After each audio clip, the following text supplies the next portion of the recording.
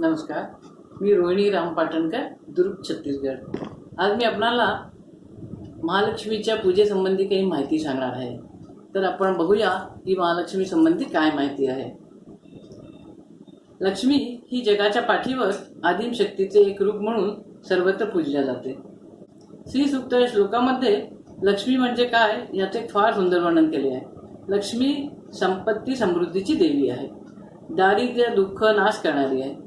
जो श्रद्धायुक्त अंतकरणाने देवीची आराधना करतो त्याच्या सर्व मनोकामना पूर्ण करणारी आहे। संपूर्ण भारतातच नाही तर भारताबाहेरही सर्व जगात महाकाली, महालक्ष्मी, महासरस्वतीच्या रूपामध्ये नवरात्रीमध्ये देवीची पूजा केली जाते। श्री योगेश्वरी देवी कोकणस्थ लोकांची कुलस्वामिनी आहे। महाराष्ट्रात अंबेजोगाई इथे देवीचे शक्तीपीठ आहे। देवी भक्त जनप्रिया सुदना खड्गम च पात्रम तथा स्वर्णालंकृत लागलम सुवसलम हस्तर ददाना शिव। इतर शक्तीपीठाच्या ठिकाणी असलेल्या कोणत्याही देवीच्या हातात तिच्या भक्तांनी स्वीकार केलेलं आयुध पात्र दिसून येत नाही।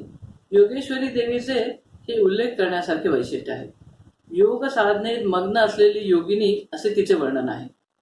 पंचभौतिक परमाणुयुक्त चैतन्य शक्तीला योगिनी असं म्हणतात। योगिनीवर आधिपत्य असणारी देवता ही योगेश्वरी। योग साधनेला प्राधान्य देणारी देवी म्हणून योगेश्वरी हेही नाव प्रचलित आहे।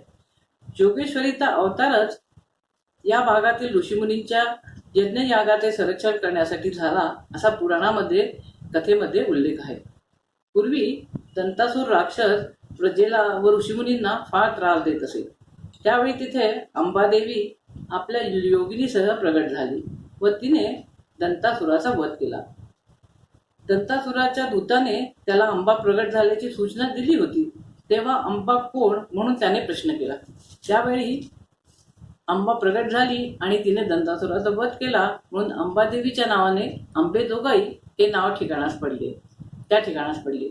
जयंती नदीच्या किनाऱ्यावर हे गाव असल्याने पूर्वी अंबेजोगाईला जयंतिका हे नाव पण असल्याचा उल्लेख पौराणिक कथांमध्ये आढळून येतो। महाराष्ट्रात देवीची अनेक शक्तीपीठ आहेत। त्यात कोल्हापूरची अंबाबाई, तुळजापूरची तुळजाभवानी, माहूरगडची रेणुका, वणीची सप्तशृंगी, अंबेजोगाईची योगमाया, योगेश्वरी प्रमुख आहे। पुरातन काळापासून पिढी दर पिढी देवीची पूजा करण्याची प्रथा आहे। ग्रामदेवतेच्या रूपात गावातील सर्व लोक एकत्र ठिकाणी येऊन देवीची पूजा अर्चना करत असत। अंबेजोगाईहून काही कुटुंबे रत्नागिरीला गेली व तिथून दरवर्षी पूजेसाठी अंबेजोगाईला जाणे शक्य होत नव्हते। आजच्या सारख्या गाड्या, ट्रेन, बस त्यावेळी नव्हते। त्यामुळे तेथील लोकांनी तांदूळाच्या पिठाचा मुखवटा करून देवीची पूजा केली आणि तिचं विसर्जन केलं। तीच परंपरा आजही चालू आहे। आज देवी पूजेत आपल्या वयाच्यामुळे संपूर्ण भारतभर लोक विखुरले गेले आणि परप्रांतात राहून गेले, पण देवीची ही पूजा परंपरा आजही चालू आहे। देवीच्या नवरात्रामध्ये सप्तमीच्या दिवशी सकाळी नदीवरून लहान खडे आणून त्याचे देवीचे पूजन करतात। आजकाल खडे आणून ते पूर्वी तुळशी वृंदावनात ठेवतात आणि त्याची देवीच्या रूपात पूजा केली जाते। परिस्थितीप्रमाणे नियम हे बदलावेच लागतात। दिवे लागणीच्या वेळी मुखवटा बनवून त्याची पूजा अर्चना करून घागरी फुंकून खेळ करायची पद्धत आहे। रात्री 12 वाजेपर्यंत अष्टमीच्या सुरुवातीपर्यंत हा खेळ खेळला जातो व सकाळी 4 वाजायच्या आत ब्रह्ममुहूर्तावर देवीचे वाहत्या पाण्यामध्ये विसर्जन केले जाते। आता आपण पाहूया या पूजेसाठी आपल्याला काय काय साहित्य लागतं। इतर पूजेप्रमाणे जे साहित्य लागतं ते तर आपण लागेलच, पण त्याचं दुसरं वैशिष्ट्य म्हणजे पूजेसाठी यामध्ये 16 सुपाऱ्या, 16 नाणी, 16 तुळशीपत्र, 16 तीळ, 16 गाठीचा तातू हा दुर्वांचा असतो आणि दुर्वांना गाठी असतात। आणि देवीचे प्रतीक म्हणून जितकी वर्ष पूजा असेल तेवढे खडे, म्हणजे पहिल्या वर्षीचा 1 खडा, दुसऱ्या वर्षीचा 2 खडा, अशा तऱ्हेने खडे आपण पूजेसाठी वापरतो। लग्नानंतर 5 वर्षापर्यंत सुवासिनींनी ह्याची पूजा करावी असा एक नियम आहे। देवीसाठी कापसाची वस्त्रे, कणकेमध्ये हळद घालून जी लेणी करतो म्हणजे सर्व अलंकार तयार करून ठेवावे लागतात। 16 पदरी रेशमाचा तातू हा पण लागतो आणि त्याची लांबी 1 वीत आणि 1 मुठी असं घेतात आणि जितक्या वर्षाची पूजा असेल तेवढ्या वर्षाची त्याला गाठी मारतात. आणि पूजा करणाऱ्या सुवासिनींनी हा जो तातू असतो हा आपल्या डाव्या मनगटावर बांधायचा असतो. आणि तो बांधताना हे लक्षात ठेवावं की आपला जो तातू आहे तो एका हाताने आपल्याला सोडायचा असतो, म्हणून सुरगाठ मारायची असते.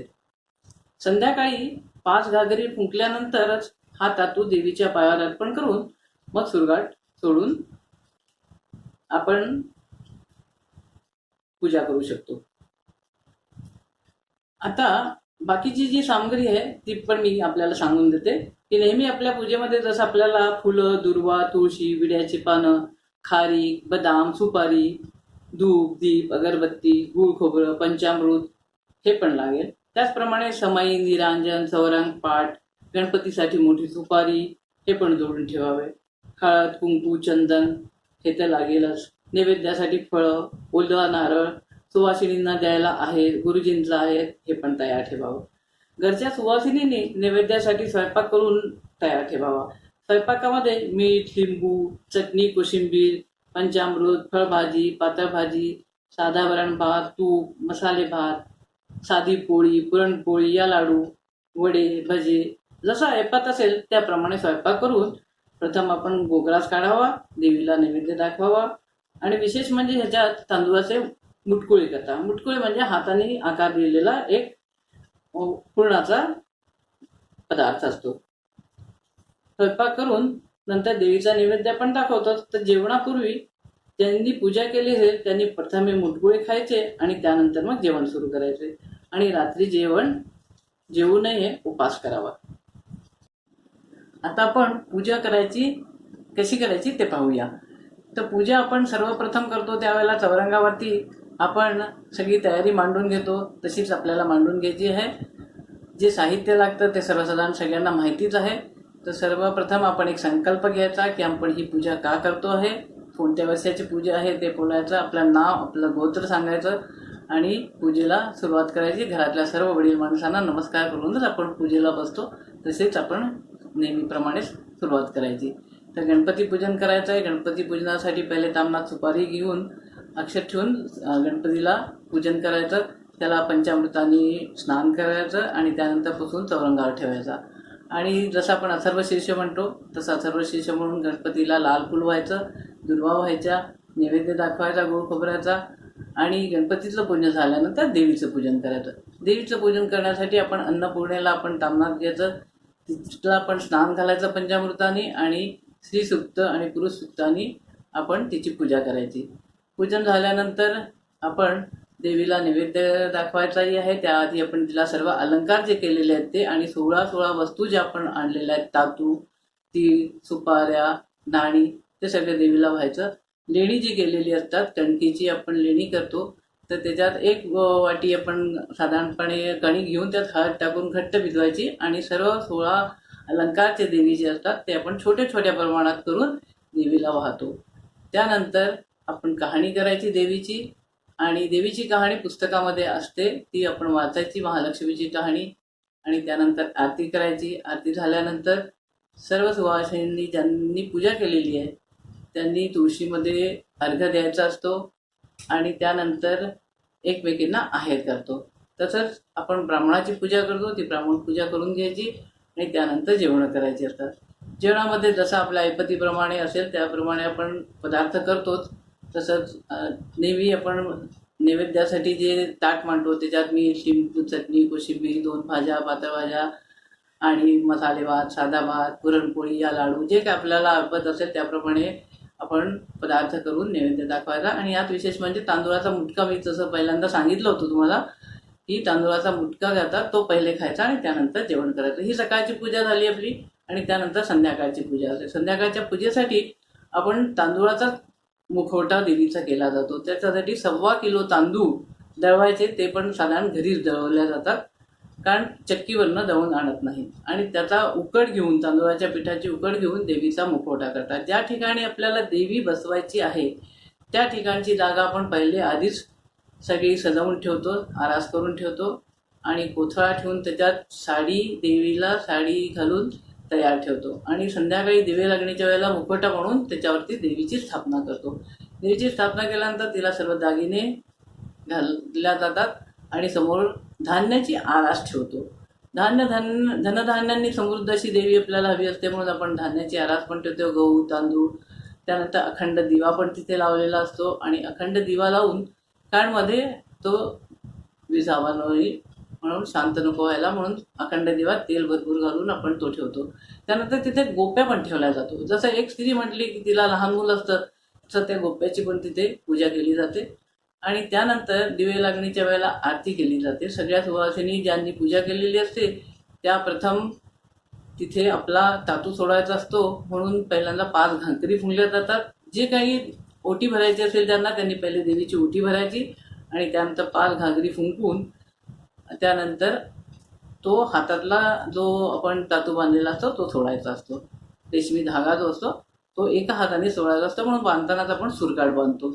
तर अशा तऱ्हेने नवीन ज्या वशाळा मुली असतात त्यांनी पहिल्यांदा पूजा करायची. त्यानंतर ज्या कोणी दर्शनाला स्त्रिया येतात त्या पण देवीची ओटी भरून पूजा करतात. ज्यांना ज्याची ऐपत असेल त्या साड्या दागिने खडा नारळांनी देवीची ओटी भरतात आणि त्यानंतर घागरी फुंकण्याचा खेळ खेळला जातो. या संध्याकाळी 7 ते रात्री साधारण 12पर्यंत 12-12:30पर्यंत हा खेळ खेळला जातो. विविध प्रकारचे नृत्य, आरती, भजन आणि नृत्यामध्ये आपण वेगवेगळ्या घागरी फुंकणं हाच एक मुख्य नृत्याचा प्रकारच आहे. हा वेगवेगळ्या प्रकारांनी फेर धरूनही आपण हा खेळ खेळला जातो. तर खूप उत्साहाने हा सर्वत्र खेळ पूर्ण महाराष्ट्रभर तर करतातच, पण आजकाल व्यवसायामुळे सर्व बाहेर पण गेले आहेत, तर त्यांनी पण आपलं हे वैशिष्ट्य टिकवून ठेवलं आहे आणि ही पूजा सर्वत्र केल्या जाते. पूजा केल्यानंतर त्याचं विसर्जन करणं हाही एक मोठा भाग असतो. तर 12 नंतर कापूर लावला जातो. त्याच्या आधी कापूर लावला जात नाही. तर कापूर आरती 12 वाजल्यानंतरच होते. कापूर आरती करायची आणि त्यानंतर घागरी पालथ्या घालायच्या. त्याच्या आधी घागरी पालथ्या घातल्या जात नाहीत. घागरी पालथ्यानंतर पूजा समाप्त झाली असं समजलं जातं. त्यानंतर देवीची फुलांनी नजर पण उतरवल्या जाते, कारण देवी इतकी सुंदर दिसत असते की त्याला बघून भावविभोर होऊन जातो. पण तर देवीला आपल्याला जे काय मागणं असतं ते सगळ्यांनी आपलं मागितलेलं असतं आणि ते पूर्ण करावी अशी इच्छा आपण करतो. तर ही पूजा 12 नंतर समाप्त होते आणि ह्याचं विसर्जन करण्यासाठी आपण तिला सकाळी 4 वाजता पहाटेच्या सुमारास तिचं विसर्जन वाहत्या नदीमध्ये पाण्यामध्ये केलं जातं. तर मुखवटा उतरताना सगळे दागिने पहिले काढून ठेवतात आणि त्यानंतर पुरुष लोकच हे काम करतात, बायकांनी तो बघायचा नसतो.